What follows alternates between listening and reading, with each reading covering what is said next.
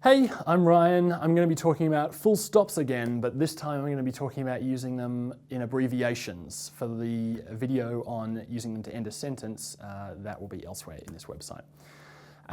For abbreviations, we only use them in a very specific circumstance in Australian English, and that's when we actually have a word and we chop the end off. The most common example of this is something like EG. So you'll see it stylized as E.G. And what that actually stands for is exempli gratia. Now you can see with that complex Latin terminology why we bother to shorten this. But we use it for a full stop to mark that there were letters for the rest of this word that we've taken away.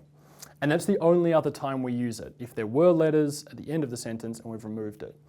But there are a lot of other situations where letters have been removed from a sentence and we actually don't use a full stop, and it's just as important to be able to identify those. The first main example is an acronym, and that's when you take out a lot of the ends of words and you shorten all the words to their first letter, and then you pronounce it as a word.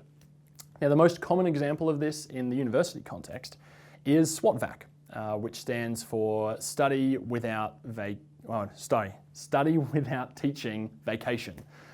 So it's all been cut up there, and you can see that we pronounce it as the word, SWOTVAC.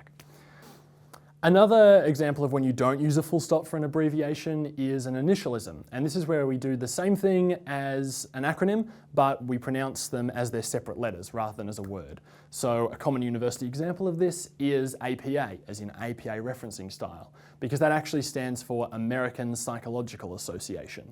But you can see that we pronounce it APA, letter by letter. The other mistake that people often make in Australian English, and it's not a big one, is that we often put a full stop at the end of Mr. or Mrs. Now, this actually isn't meant to happen in Australian English. There shouldn't be a full stop at the end of that because the end letter is there. So you can see Mr., when we spell it out, is M-I-S-T-E-R. And what we do is we chop out the middle letters and that becomes M-R, Mr. Now, as a result, we don't use a full stop there because we can see the end letter and only the middle is missing.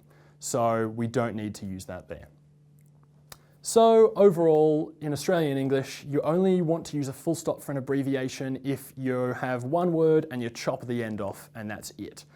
That said, it's not going to be a big deal if you do put a full stop in an initialism or at the end of Mr.